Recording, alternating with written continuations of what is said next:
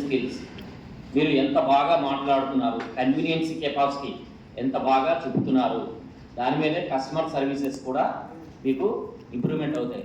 మీరు రేపు పొద్దున్న బిజినెస్ పెట్టాలనుకోండి, ఈ స్కిల్ కావాలి కదా, కస్టమర్కి బాగా చెప్తేనే కదా వాళ్ళు వచ్చి మళ్ళీ మీ దగ్గర మీ ప్రోడక్ట్ని తీసుకుంటారు. సో అట్లాగే ప్రోడక్ట్ ఎక్కువగా తీసుకుంటే ఆటోమేటిక్గా పైసలు వస్తాయి కదా. అట్లాగే మనం మన లైఫ్ స్టైల్ని చేంజ్ చేసుకోవచ్చు, మన మనీని గ్రో చేసుకోవచ్చు day by day. Depends on our skills and stunts. మన స్కిల్స్ ఎన్ని ఎక్కువ నేర్చుకుంటే అంత మంచిది. ఉన్న ఫీల్డ్లోనైనా అట్లీస్ట్ మాస్టరీ కావాలి, ఆ ఫీల్డ్లోని ఎంత బాగా నైపుణ్యం సాధించారు అనేది ఇంపార్టెంట్. అప్పుడు ఆటోమేటిక్గా మీకు మాస్టర్ అవ్వారనుకోండి, మీరు 10 మంది చెప్పగలరు. ఓకే, మీకు కమ్యూనికేషన్ స్కిల్స్ ఉన్నాయనుకోండి, మీరు కూడా టీచింగ్ కెపాసిటీ ఉన్నదనుకోండి, మీరు కూడా 10 మంది చెప్పచ్చు, మోటివేట్ చేయొచ్చు.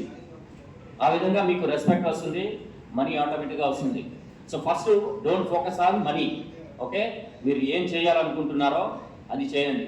ఇప్పుడు మనం ఉద్యోగం చేస్తాం, ఫస్ట్ డే వెళ్తాం ఉద్యోగం, ఫస్ట్ డే ఇచ్చారు కదా ఉద్యోగం, మనీ రాదు కదా. సో 1 మంత్ ఎంప్లాయర్ ఏం చేస్తాడు, 1 మంత్ ఆగాకే మనకు శాలరీ ఇస్తాడు. అలాగే ఇది కూడా మీరు 3 నెలలు ట్రైనింగ్ కానీ అవ్వారనుకోండి, మీలోని మొత్తం చేంజెస్ అనేవి అవుతాయి. మీరు ఎట్లా మాట్లాడుతున్నారు, మీరు ఎట్లా బిహేవియర్ ఎలా ఉంది, ఇంటర్పర్సనల్ స్కిల్స్ అనేది ఉంటుంది. అవతల వాళ్ళతో ఎలా మాట్లాడాలి, కన్వీనియన్సింగ్ కెపాసిటీ ఆటోమేటిక్గా వస్తుంది. సో ఇవన్నీ కూడా మీరు ఎక్కడ ఏ జాబ్ చేసినా ఇంపార్టెంటే. ఇవాళ ప్రజెంట్ డేస్లోని తెలుసు.